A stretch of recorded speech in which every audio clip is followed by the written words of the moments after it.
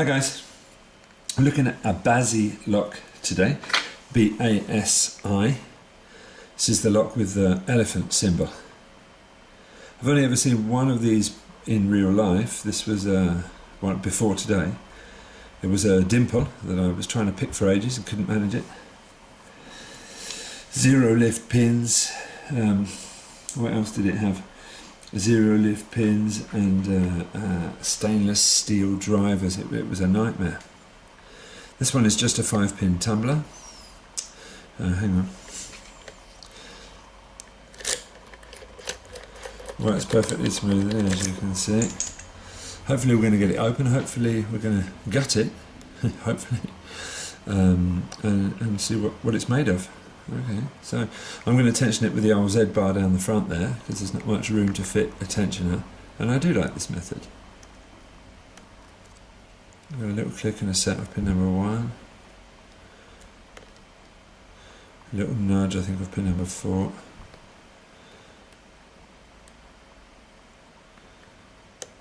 Pin number 3 looks like gave us a false set.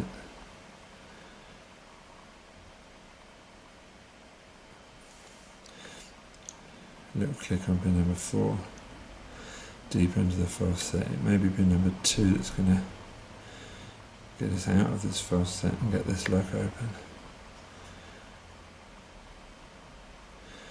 I'm not sure, it doesn't really want to move, so a little nudge down the keyway. There's some nudging going on at the back here. I think it's pin number 5. That was really a little wiggly, wasn't it? That was didn't have to go down very deep, and I was just wiggling. Let's have a look.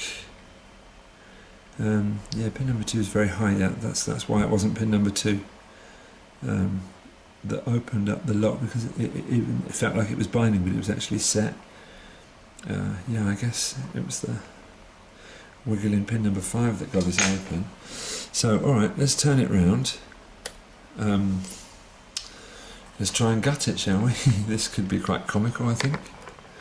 As I've never opened this lock before, and I don't know what's inside it, and I'm not quite sure how to go about it.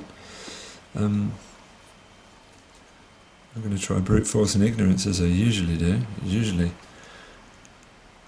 works for me.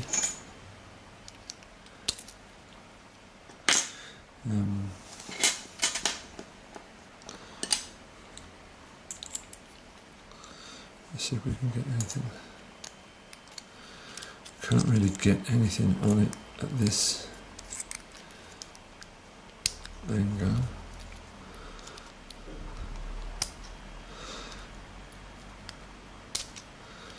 I'm trying the old brute force and ignorance trick, but it doesn't seem to be getting me anywhere. Can we even turn it round? No. Yeah, there we go. Nice bit of force. Never hurt anybody.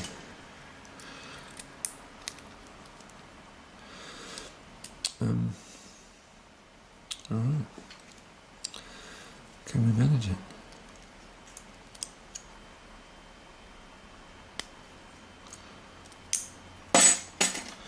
What can I use to get that out?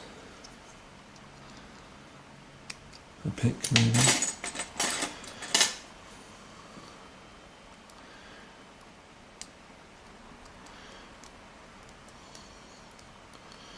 Doesn't want to come, does it?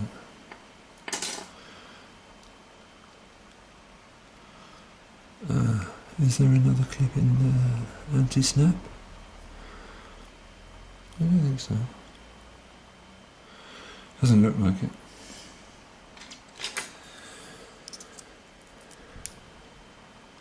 Yeah, no, it's just coming out. Lovely.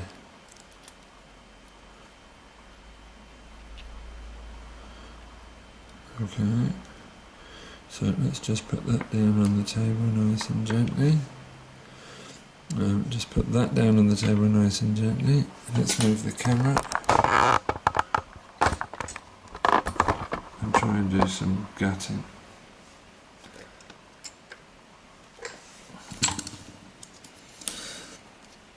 Alright, first things first, I think we should deal with the key pins. Stainless steel, stainless steel.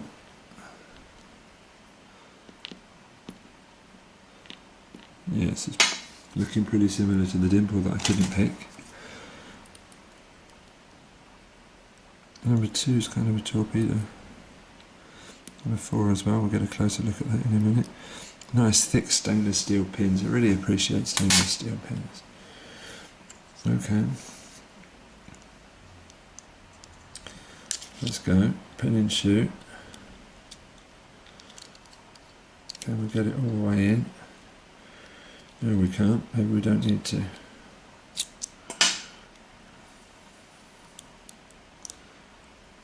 Let's see what we can manage then. I need straight tweezers for this job.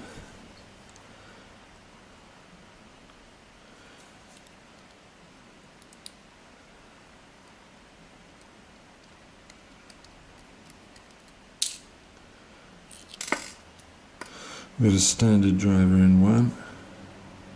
I'm going to have to ping these out, right? I hope I don't damage them. We've got oi. Ah, love that. I'll get that out in a minute. Standard in 3. I'm going to have to ping these out. I can't really see clear enough to get down there any further. I'm starting to realise now why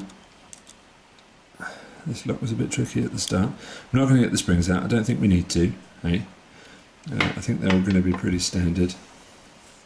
And I'm going to have enough problem putting it back together as it is. So let's have a... Oops, sorry about that. So we zoom down at the pins. Right, that strange oi noise that I was making was because we've got those kind of dumbbell train wheel spools. I love these things. They've got like a T-pin on either end, you know. And these beautiful torpedo key pins. Right, so I'm understanding why the first time I tried to pick this I had a few problems with it, and it was a lot of little nudging that was needed to actually set some of those pins. That would have been pin number 2 and pin number 4 that needed nudging to get past the little spool effect. And when we were in a deep, well, when we were in a false set, it was never very deep, was it? But when we were in the false set, that's why we didn't really get a great deal of counter rotation, because the spools are not very thin and they just needed to get over that little ledge and then a nudge before it would open. So that's our BASI 5-pin tumbler. Thank you very much for watching. I quite enjoyed that. See you soon.